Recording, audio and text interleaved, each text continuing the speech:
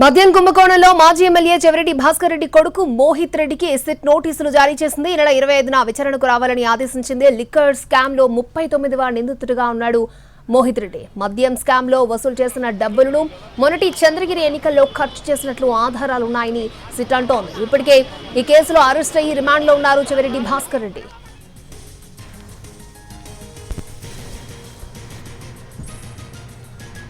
మద్యం కుంభకోణంలో మాజీ ఎమ్మెల్యే చెవిరెడ్డి భాస్కర్ రెడ్డి కొడుకు మోహిత్ రెడ్డికి సిట్ నోటీసులు జారీ చేసింది.